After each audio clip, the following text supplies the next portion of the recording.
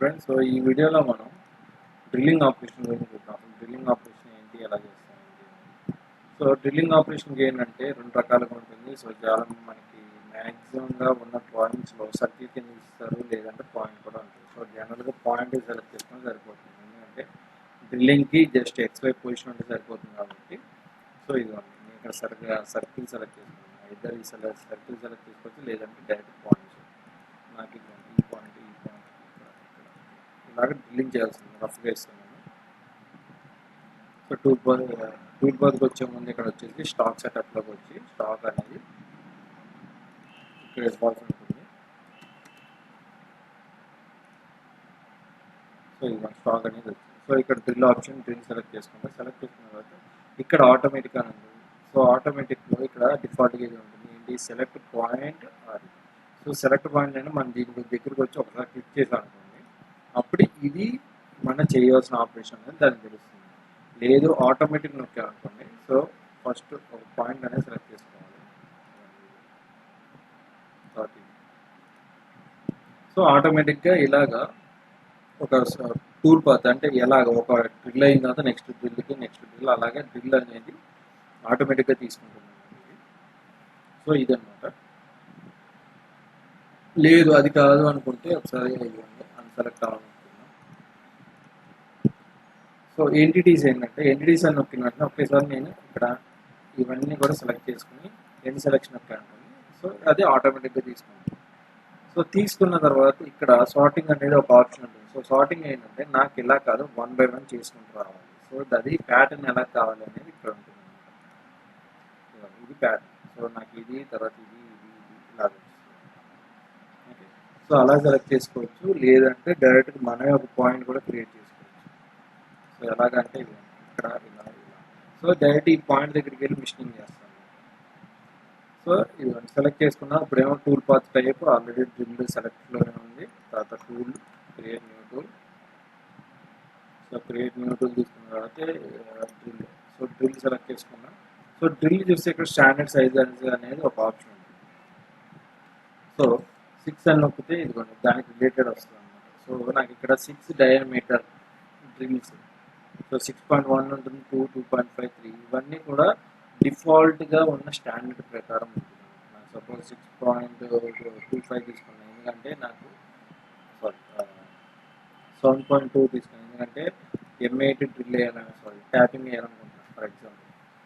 So first drilling చేసుకోవాలి కానీ ఇదిగోండి ఇక్కడ డ్రిల్లింగ్ తీసుకున్న తర్వాత ఫోల్డర్ స్టాక్. సో ఇక్కడ యూజ్ స్టాక్ ఏంటంటే దానిపైన ఇంకా మెటీరియల్ ఉంటే మనం ఇక్కడ ఇవ్వచ్చు అనమాట, లేదంటే అవసరం లేదు. సో ఇక్కడ ఆప్షన్ అనేది తీసేస్తాం.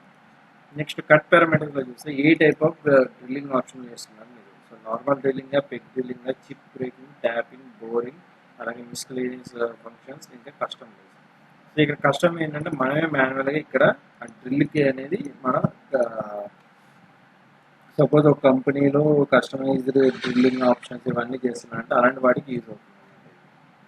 సో ఇక్కడ వచ్చేసి నేను ఏం చేస్తున్నా అంటే ఫస్ట్ నార్మల్ డ్రిల్ తీసుకుంటాను. సో నార్మల్ డ్రిల్ తీసుకుంటే ఏంటంటే ఇక్కడ ఫస్ట్ పెక్ ఇవన్నీ ఉంటాయి. సో ఇవేమి ఇచ్చే అవసరం లేదు. ఒకవేళ నేను కానీ ఇది కాదు పెక్ డ్రిల్లింగ్ తీసుకున్నాను అనుకోండి, ఫస్ట్ పెక్కి ఎంత వెళ్ళాలి, సెకండ్ పెక్కి ఎలా వెళ్ళాలి ఏంటి అనేది ఇలా వస్తుంది.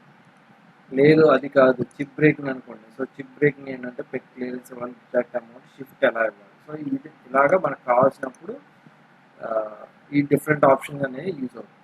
సో లింకింగ్ పారామీటర్స్ చూసుకుంటే ఇక్కడ సపోజ్ స్టాక్ 0, అలాగే ఎంత డెప్త్కి వెళ్ళాలి. సపోజ్ నాకు -10 mm వరకు వెళ్ళాలని. ఇక్కడ సబ్ ప్రోగ్రామ్ కూడా NC కోడ్లో కావాలా వద్దా అని అడుగుతుంది. సో ఇలా వస్తుంది. సో ఒకసారి కానీ అబ్జర్వ్ చేస్తాను.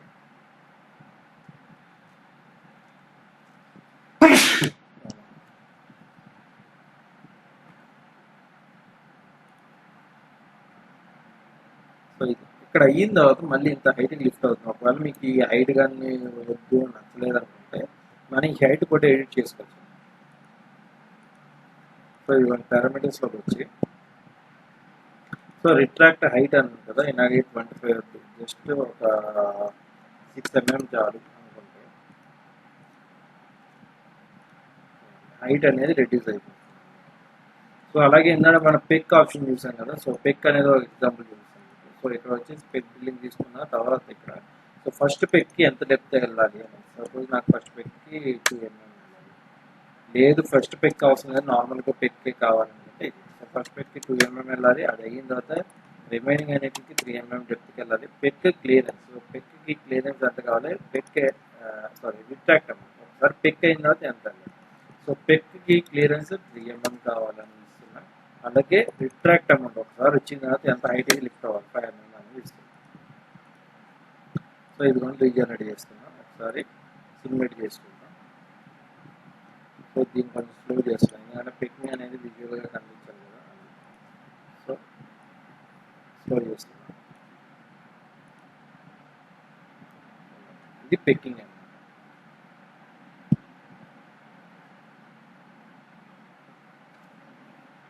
సో జనరల్గా అది రొటేట్ అవుతూ కొంచెం డెప్త్కి వెళ్ళి మళ్ళీ పైకి లిఫ్ట్ అవుతూ చేస్తున్నాం. సో జనరల్ డ్రిల్లింగ్ అంటేనే మనం చేయాల్సింది అలా చేస్తాం.